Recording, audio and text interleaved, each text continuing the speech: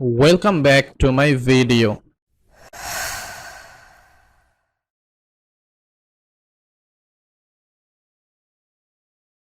In this quick tutorial, I'm going to show you how you can easily change your Windows account name. Simply click on this start option and from type here you can search control panel.